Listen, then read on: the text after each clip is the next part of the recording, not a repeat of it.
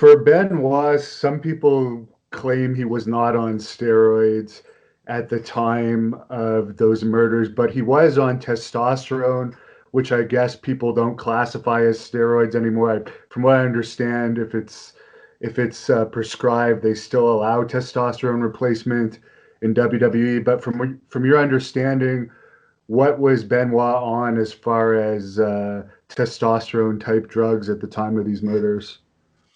Okay, first of all, he was juiced to the gills. He had a testosterone to epitestosterone ratio, and it's in the book. I don't remember what it's something like 39 to 1, or maybe it was 59 to 1. It's just absolutely off the charts. So he had a therapeutic use exemption from the WWE wellness program because supposedly because of his decades of steroid abuse, he couldn't perform in the bedroom with his wife. So this is like the funny rationalization for continuing to do steroids is like if because you've used steroids, you need steroids to continue to have enough hormone, whatever. Anyway, he did have a therapeutic use exemption, and his steroid use was absolutely off the charts. Now, how did that contribute to the double murder suicide? We really don't know. In the kind of lowest common denominator cable news commentary, when it was a sensational story, when it just happened in the summer of 2007, a lot of the cable news people would call it roid rage.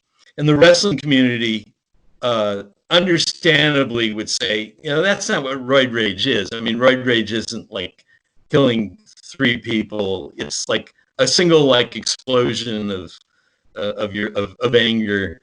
And I think they have a point there. But I would say that we don't know if the very first of the murders, the killing Nancy, was not roid rage either. I mean, that could have been, and then killing Daniel, the son, and then taking his own life could have been a more premeditated, calculated series of actions after there was roid rage. So anyway, I can understand that roid rage is if an explanation, is kind of a cheesy one, and it would only apply to the first of the 3 deaths. Now, having said that, steroids also can cause depression.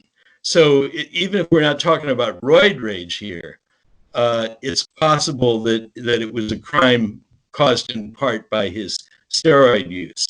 Now, to the extent that it was drug use, I think the majority, my majority opinion on it is that it's not the steroids, and this is common in wrestling, it's the antidepressants, it's the sleep aids, it's the painkillers, which in tremendous quantities bring on depression and disorientation and mental health issues. So I think it's likelier drugs other than steroids, but I call it, once again, the cocktail, because it doesn't really matter at the end of the day whether he did what he did because of steroids, because of antidepressants, because of painkillers, or because he had the common cold.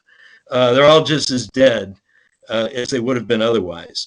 And then you add that other factor, which is a non-pharmaceutical part of the cocktail of death, and that is traumatic brain injury. Thank you for watching the Hannibal TV.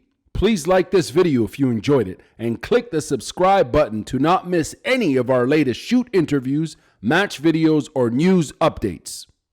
Support us on patreon.com for $1.99 a month to watch our full shoot interviews ad-free and help our channel grow.